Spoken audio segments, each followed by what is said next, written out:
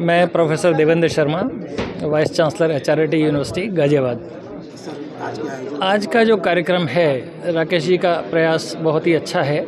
कारण ये कि जब स्कूल में स्टूडेंट रहता है तो थोड़ा इमेच्योर्ड रहता है, और निश्चित रूप से जब वो हायर एजुकेशन के लिए जाता है तो हायर एजुकेशन में भी उसको ये समस्या होती है कि किस सब्जेक्ट को चुने, किस स्ट्रीम में जाए, क्या उसे नौकरी करना है, स्टार्टअप करना है या अपने पेरेंटल बिजनेस को बनाना है।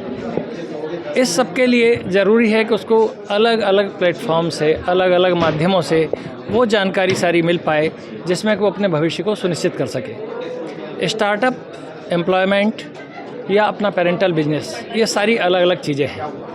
स्टार्टअप की जब हम बात करते हैं तो विद्यार्थी स्कूल लेवल पर उतना मैच्योर नहीं होता। जब वो हायर एजुकेशन में जाता है तो वहाँ बहुत सारी चीज़ें उसको दिखाई देती हैं। विश्वविद्यालयों के माध्यम से सबसे बड़ी चीज़ ये हुई है कि जो इंडस्ट्री और एकेडेमिया के बीच में गैप था, मतलब इंडस्ट्री कुछ और चाहती थी और पढ़ाते हम कुछ और थे। जब से विश्वविद्यालय बने हैं, फ़ायदा ये हुआ है कि इंडस्ट्री जो चाहती है हम उस सिलेबस को अपने हिसाब से डिज़ाइन करते हैं, और आज के आयोजन से निश्चित रूप से बच्चों के भविष्य को फ़ायदा मिलेगा। उनको बहुत सारी जानकारी मिलेगी, क्योंकि बहुत सारे विश्वविद्यालय यहाँ आए हुए हैं। सब अपने अपने तरीके से अलग अलग जानकारियाँ उनको देंगे, जो निश्चित रूप से उनको कामयाबी के रास्ते पर आगे ले जाएंगे।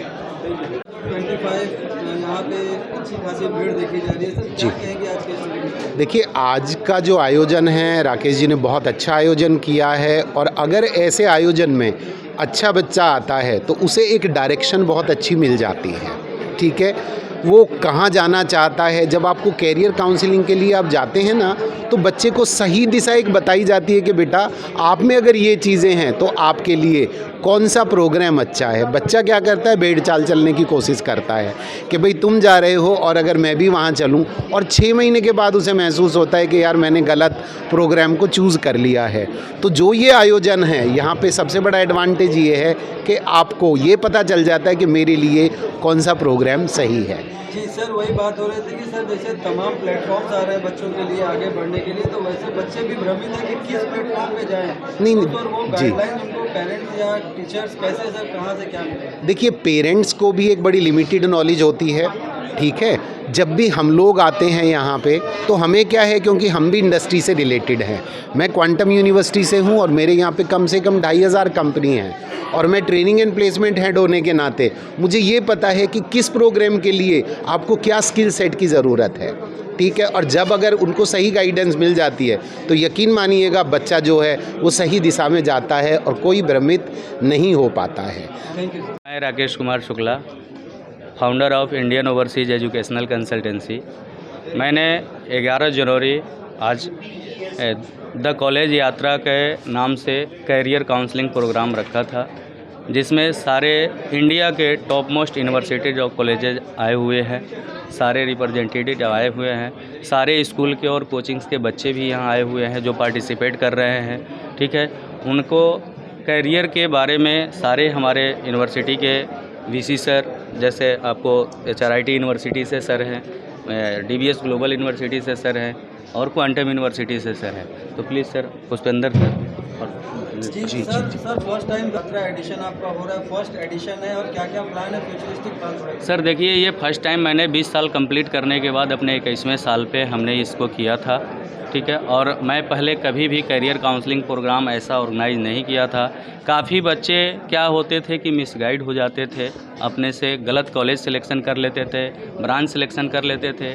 इसलिए मैंने एक प्लेटफॉर्म तैयार किया जिसपे सारे इंडिया के टॉप मोस्ट यूनिवर्सिटीज़ और कॉलेजेस जाएँ और उनसे बच्चे अपना गेट टुगेदर हो करके अपना पूरा इन्फॉर्मेशन कलेक्ट कर पाए। आज के कार्यक्रम के मुख्य अतिथि हमारे आज के कार्यक्रम के मुख्य अतिथि क्वांटम यूनिवर्सिटी से पुष्पेंद्र सर और डीबीएस ग्लोबल यूनिवर्सिटी से सर हैं।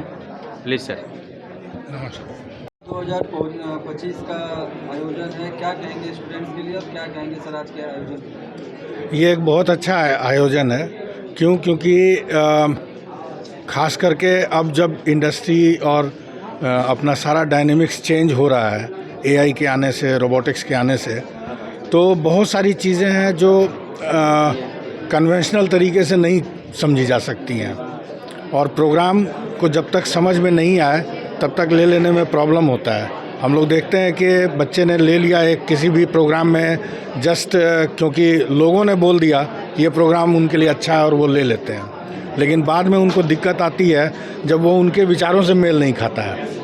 तो इस तरीके के आयोजन से क्या होगा कि बच्चे हम लोगों से पूछ सकते हैं, अपने बारे में बता सकते हैं, ये दोनों तरफ से संवाद हो और बच्चे समझ करके तब प्रोग्राम लें, ताकि जो हम ये प्रॉब्लम जो फेस कर रहे हैं कि बच्चे पढ़ तो लेते हैं लेकिन उनका जॉब नहीं होता या वो सही डायरेक्शन में नहीं जा पाते, वो बहुत ज़्यादा मिनिमाइज़ किया जा सकता सर है। कुछ बच्चों से बात करके ऐसी भी इंफॉर्मेशन आ रही है कि सर आज के बच्चे थोड़े से भ्रमित हैं, स्टार्टअप हाँ। करें या एकेडमिक जॉब करें, सर इसके बीच में कंफ्यूजन है, प्लीज़ सर कैसे क्लियर कीजिएगा। तो देखिए, हर कोई हर चीज़ नहीं कर सकता है ना।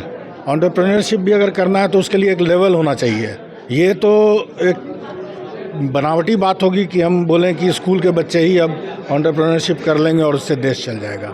एंटरप्रेन्योरशिप का मतलब बहुत ही वास्ट है। उसके लिए पहले अगर आपकी तैयारी नहीं है, ज़मीनी तैयारी नहीं है, तो आप बस ट्विटर के जगह ट्विटर बनाते रहेंगे, है कि नहीं। जो हम लोग क्या कर रहे हैं, हम लोग अभी क्या कर रहे हैं, हमें वेस्टर्न कंट्री में जो हो रहा है उसका नकल करके यहाँ पे एक छोटा सा चीज़ बनाया, वो 1-2 साल चला, वो कंपनी बेच दी, फिर दूसरी कंपनी शुरू की।